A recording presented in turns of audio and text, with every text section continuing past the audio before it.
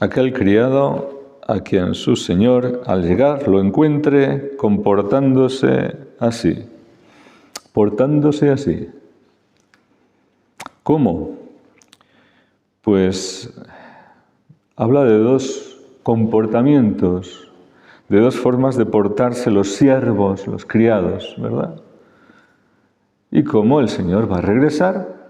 El Señor es el dueño, todos somos siervos, tenemos distintas responsabilidades, pero todos siervos. Y cuando el Señor llegue va a ajustar cuentas. A ver, quien ha servido como yo esperaba, ha hecho lo que yo le encargué, bienaventurado. Pero el que haga lo contrario, no lo que yo le mandé, sino que diciendo, mi Señor tarda en llegar. Es decir, pone distancia entre el dueño y su servicio y convierte su servicio, en vez de un encargo, en vez de algo para el dueño, para su Señor, se hace dueño él, ¿verdad? Sale de la realidad es que es siervo, todos somos siervos, todos tenemos una tarea que se nos encarga, tenemos una responsabilidad, pero podemos adueñarnos de lo que no es nuestro, hacernos dueños como si fuésemos dueños, y entonces actuar de otra manera. Claro, el siervo actúa en obediencia, en respeto, en temor a su Señor, pero el que se cree dueño actúa como le parece. Y cuando tiene una responsabilidad o está tratando con otras personas, otros siervos, incluso sobre los que puede tener alguna responsabilidad, alguna autoridad, puede empezar a actuar mal, como señor, que no lo es, injusto, abusando, maltratando, actuando mal. Y esto es lo que dice aquí el Señor. Si empieza a pegarles a los criados y criadas, a maltratar. Esto es una realidad terrible, pero es una realidad. Y esto, como tantos problemas, viene porque el hombre no se coloca de acuerdo a su posición correcta, sino que usurpa lo que no le corresponde. Quiere ser señor, quiere manejar, quiere gobernar, quiere decidir, quiere mandar. Y el Señor es el único Señor. Escucha, Israel, amarás al Señor tu Dios con todo tu corazón, con toda tu alma, con toda tu mente, con todo tu ser. El Señor es el único Señor. Repetía el pueblo de Israel día y noche. Pero se ve que a los hombres se nos olvidan rápidamente algunas cosas. Y la soberbia hace que nos engriamos y nos coloquemos en una posición que no nos corresponde. Y actuemos como no deberíamos. Y por experiencia sabemos qué terrible es esta realidad. El fruto de salir de nuestro lugar, ejercer abusos, maltrato. Y aquí habla de dar palos, pegarles. Y los palos físicos, el maltrato, el abuso físico, es terrible y no hay que tolerarlo. Pero hay otros tipos de maltrato y de abuso que dejan unas huellas más profundas. El físico deja huellas por fuera y por dentro también. Pero el maltrato y el abuso moral, el abuso de conciencia, el abuso espiritual, de decirle algo a alguien como que es la voluntad de Dios cuando no lo es, de que tiene que hacer esto y obedecer cuando eso no lo ha mandado Dios. Estas cosas ocurren y esto es terrible y deja huellas. El abuso de la calumnia, de la difamación, todo esto es algo muy doloroso. Y hay tanto sufrimiento fruto de, en las relaciones humanas mal desarrolladas, sufrir maltrato. Pero el Señor viene, el Señor vuelve. Tenemos que recordar esto. Tenemos que recordar que todos vamos a ser juzgados a ver qué hemos hecho. Pero ya, ahora también, clamar al Señor, como el salmista. Mira, Señor, que estoy saciado de desprecios, decía un salmista, ¿verdad? Y esto, que es palabra de Dios, inspirada, que pone en boca de este salmista, también muchos pequeños lo pueden repetir. Porque el que ejerce este tipo de maltrato, o alguno de estos tipos de maltrato, escoge víctimas, y normalmente hay dos tipos de víctimas. La primera son los débiles, los pequeños. Los más maltratados son los niños, los ancianos, los indefensos, los que no saben defenderse, los que no tienen recursos para ello. Y esto clama al cielo, clama al cielo. Pero hay otro tipo de víctima también, que son las personas de Dios, los que aman al Señor, los siervos verdaderos de Dios. Estos son perseguidos, acusados, acosados, expulsados, de todo. ¿Y por qué?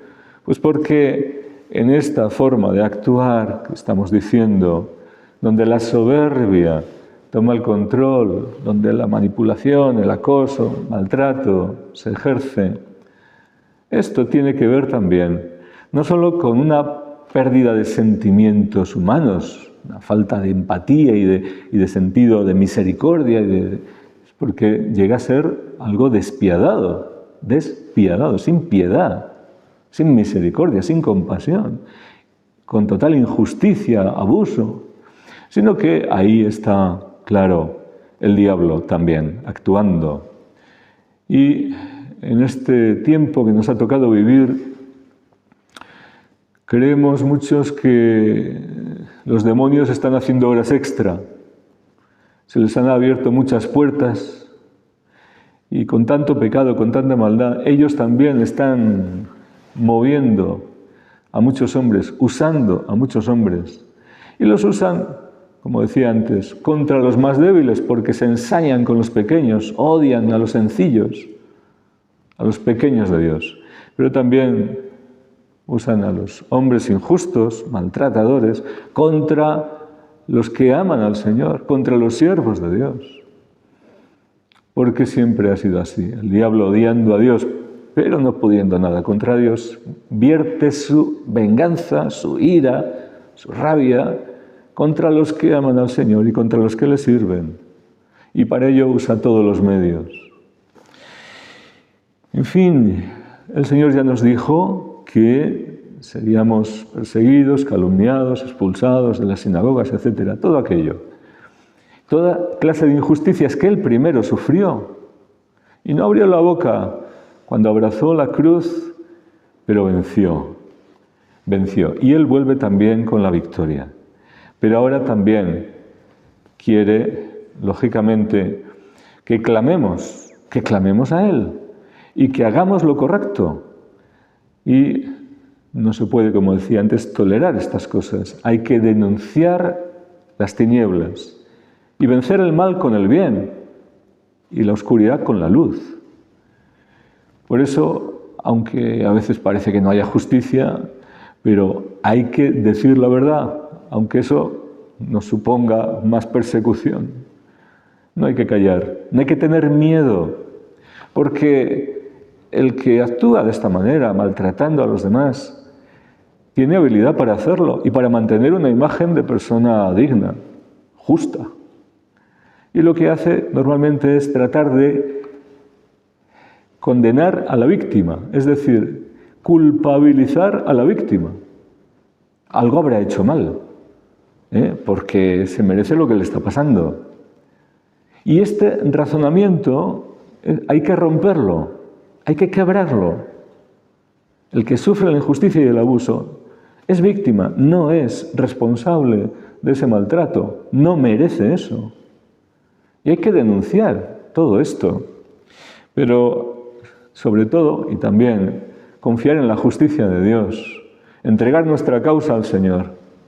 Señor, que estamos saciados de desprecios, como decía el salmista. Mira, Señor, cómo estamos. Ven en nuestro auxilio. Haz tu justicia, haz tu justicia. Y sobre todo necesitamos, ya que los palos doblan a las personas y a los animales cuando se reciben palos, ¿verdad? Nos doblan. Pues sí, si nos sirven para doblegarnos y rendir nuestra nada y nuestra miseria al Señor, pues también el Señor los puede usar. Pero el Señor nos da una dignidad que no nos deben robar, una libertad que no nos debe nadie quitar.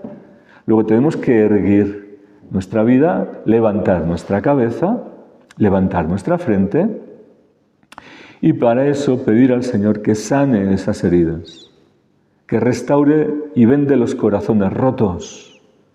El Señor es capaz de hacerlo.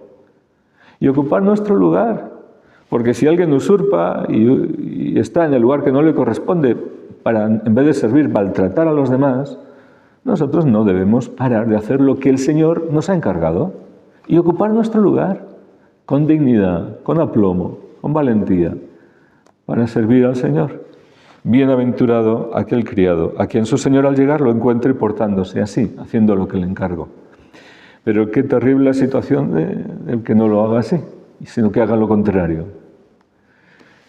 El Señor está cerca, el que dijo que resucitaría, resucitó, y él mismo dijo que volvería y volverá. Pero a muchos, pareciendo que tarda, lo usan como pretexto, como ocasión para hacer lo que les parece. Pues esto es algo terrible que debería hacerles temblar y que no caigamos ninguno en salirnos de nuestro lugar. Nuestro lugar es estar de pie delante de los hombres y de rodillas delante de Dios. Ese es nuestro lugar. Obedecer a Dios y servir por amor de Dios a los hombres. Vivir en el amor que vence todo mal. Hacer el bien. No llevar en cuenta los desprecios, pero también con un corazón íntegro, sano, entero, no con un corazón encogido, machacado.